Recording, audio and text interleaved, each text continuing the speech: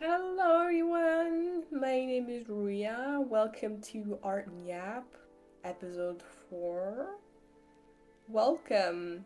This is a series where I yap about random stuff and show you some arts that is probably not related to what I'm talking about.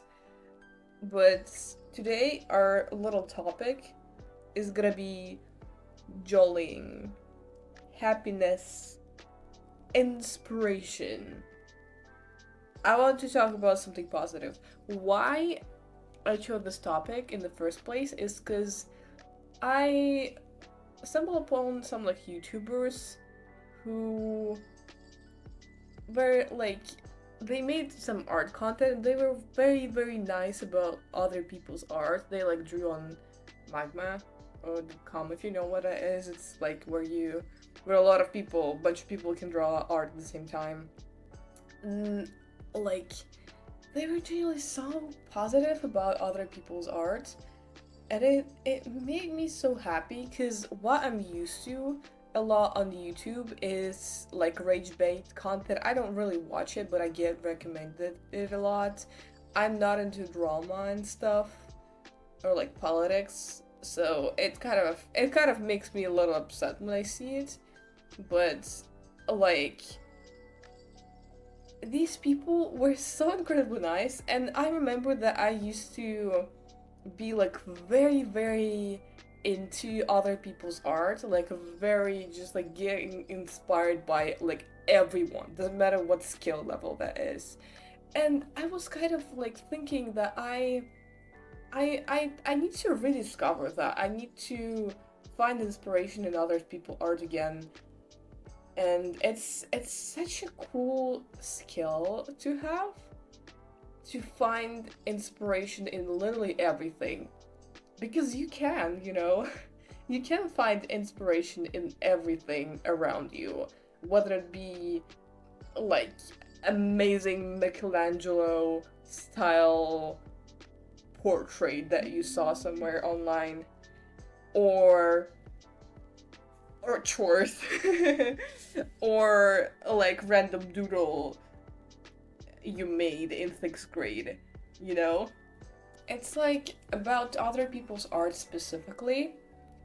It's, I guess I've been kind of finding inspiration and joy in, instead of in like making a cool piece of art that everyone will like and get me a lot of followers on social media or whatever, or that I will like and like frame and show everyone, and more in just the process of making something out of nothing. That's kind of crazy. Do you like realize that we, with our hands, can make something appear out of nothing? That's kind of crazy if you think about it. This is the whole point of creativity, is making something out of nothing, out of piece of paper and a pencil, or a tablet and a software for art, or like I don't know, multiple pieces of paper that you glue together and make like a pop-up book or whatever. It's so cool to have something, even if it's not perfect. It's a mentality that I've been really cultivating and really getting into, is having a product, any sort of thing. It's so cool. Like I might cringe in my old and Instagram posts, but like I made a lot of very cool art and a lot of projects that were kind of big for me. I don't know how I made half of those things. Sometimes it's hard for me to lift a pencil. But like when I was like 12, I would make a whole like 100 part series asks of random characters. Like it's so cool. And I'm just like, I've been really appreciating. For example, I make sketchbooks for myself. I started making. I don't know why I find it so fun. even though it's like sometimes I make a lot of mistakes and sometimes they don't like really look that good and sometimes they're not that comfortable to use. But it's been such a joy just making sketchbooks for myself. And right now I'm looking at like my fourth sketchbook in era one. I can talk about, I don't remember if I ever talked about my eras, but whatever. Uh, Basically, I look at this sketchbook right now in my little shelf, and I'm like, wow, I made that. I don't know how to explain this feeling very well, but it's just when I worry about perfection, I do nothing. And nothing is a lot worse than something that I can hold or something that I can look at and it's like, wow, I made that, you know? Even if it looks like even if I don't like it, even if it's not in my taste, it's something that I made. And it's already inspiring for me. You know, when I was getting back into art after 2 years of not drawing, I like looked into my old sketchbooks and I thought I'd be so cringing so hard on those drawings, but I looked at them and of course at some I cringed a little bit, but like most of them I was like, wow, this is so cool, wow, like I made that, wow. And even, you know, I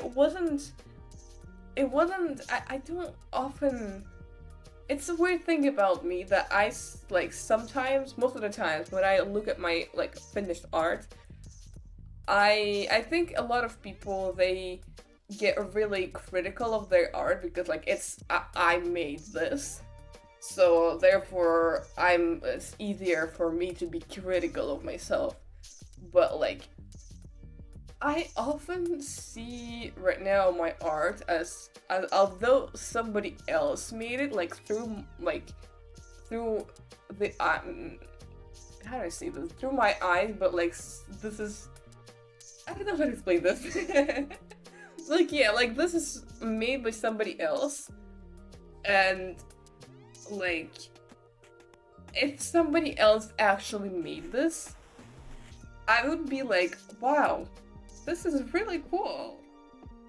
Even if it looks like trash, you know, I'd be like, wow, you made that. And I just, obviously there's some pieces that I don't like that I feel disappointed about, but a lot of the times it's like, I like my art. I enjoy making art, you know? I enjoy making art and I enjoy what I make. And this is what art is about for me. I can't really be critical of myself. I know that when I get critical, I don't want to draw. I don't feel it. You know, it doesn't feel like me being really critical of myself. Obviously, people say that like you should be critical of your art so you can improve. But like, I'm gonna be critical of what I want to improve. I'm gonna be critical of my studies. I'm gonna be critical of the art that I like objectively don't like. You know, that I feel like, oh, I know where I made a mistake. And like next time I will try to learn and not make those mistakes. But like most of my art that looks kind of worse than other things, like I like I guess even if I pinpoint a mistake, I'm still gonna make bad art. You know? And it doesn't really matter for me that much. Improving doesn't really matter for me as much as having fun and creating something with my hands. A certain project that I've been kind of excited about is my Zine. It's just a Zine documenting my insanity.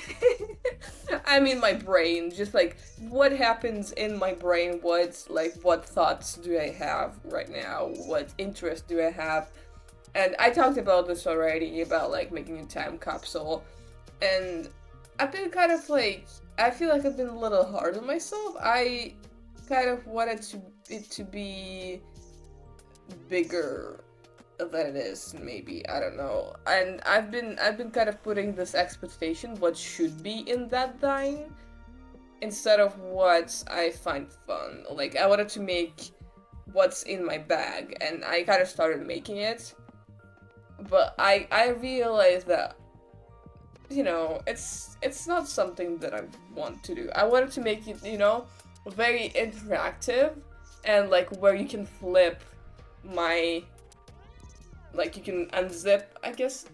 You can it doesn't make sense. I'm sorry if you don't know what my bag looks like. You won't understand what I'm talking about. But like you can reach into pockets and find stuff that is in my bag, and you know, I just realized that it doesn't feel that fun to make. Maybe I will make it someday, but I want to have fun, and if something doesn't feel like I'm having fun, then either I will try to push through, because I know that like I will have fun, and it's my probably I'm having just a bad day, or I kind of reassess and think, is it really something that I like to do? Is it really something that I want to do? You know, it's kind of weird. My brain, it's hard to explain things that are going on with my brain. The machinations of my mind are an enigma. But kind of the thing about this dine is that I wanted it to be very interactive. So like you can flip stuff, you can reach into pockets, you can like find some cool things. At the same time, like I did a couple of pages of this, and I'm like, I don't know how fun it is to make, because it's like you have to make a lot of content if you want to have a lot of like flippy things. You have to put something on every single flippy thing. Some things that I really like, the spread that I really enjoy making is the sticker bomb spread. It's still not finished because I want to print out more stuff for it, but like I just saw this idea of the sticker bomb spread on Pinterest, and I realized that I've been kind of getting a little precious about my stickers. I print them out myself and like just cut them out, and you know, on the regular paper, and sometimes I laminate it, but I've decided that I'm not gonna laminate every single one because it takes so long. But I've been getting kind of precious about them, especially because like laminating them takes so long. And I didn't want to quote unquote waste them, and I was like, I realized that it's not really like me, because if there's something that I really enjoy, I want to use it. I know that most of the people, we actually had a conversation with my friend about this, a lot of the people that I know are very precious about things, for example, like stickers, because they don't want to waste them. They don't want to, you know, put them somewhere not great, you know, not in the perfect place, especially stickers that they like.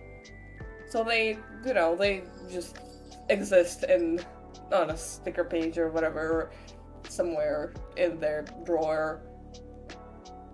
When there is a thing that I really enjoy, I want to use it. Stickers, I want to put them somewhere. For example, in my sketchbook, where I'm gonna see them when I flip through it. When I have like a piece of clothing that I really like, I'm gonna wear it all the time, you know?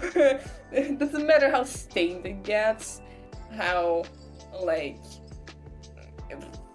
much tears it's gonna have. I wanna like wear it, you know? And I'm not really precious about this stuff. Maybe I should be a little more careful, but like it doesn't feel like me to be very careful about stuff that I like. Like if you're gonna gift me something, like a good indication of the fact that I like it is that it's gonna be used a lot. It's gonna have a lot of tears and wears. And stains probably. I don't know. You might give me a pair of scissors. They're probably not gonna stain, but I don't know what pair of scissors you're gonna gift me. Anyways, derailing.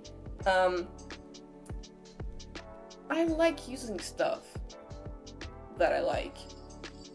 So, not using stickers, it's kind of like, it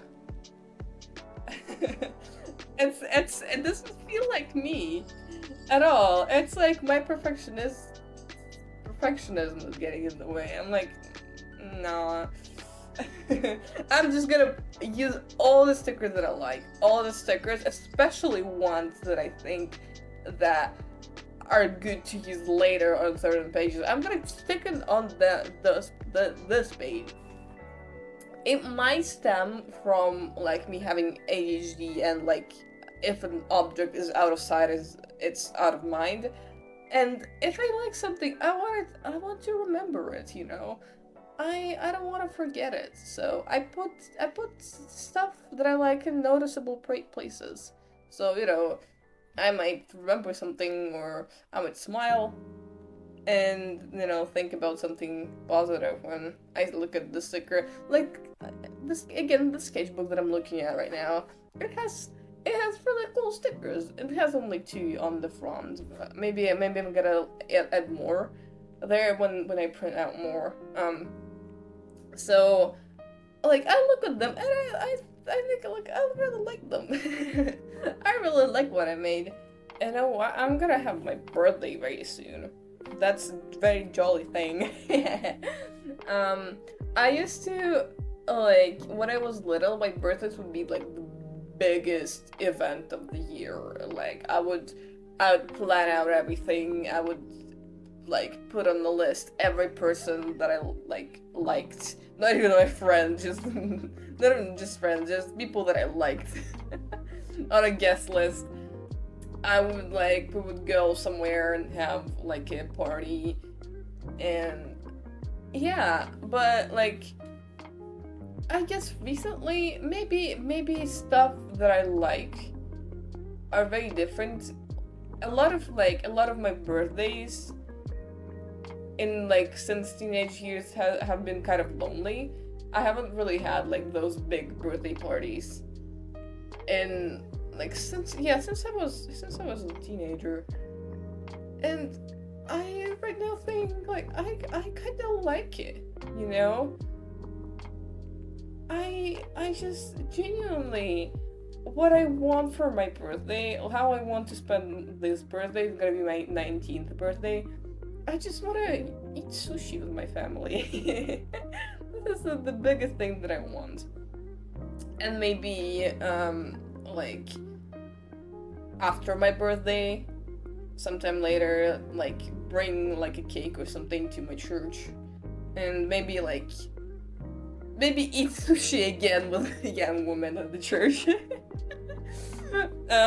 If you don't know, if you didn't catch it, I'm kind of a fan of sushi. I can't eat them a lot because they're pretty expensive in here. But like on like birthday is an amazing excuse to eat some sushi. What I want for my birthday a lot, and it's what I'm gonna get from my family. It's alcohol markers.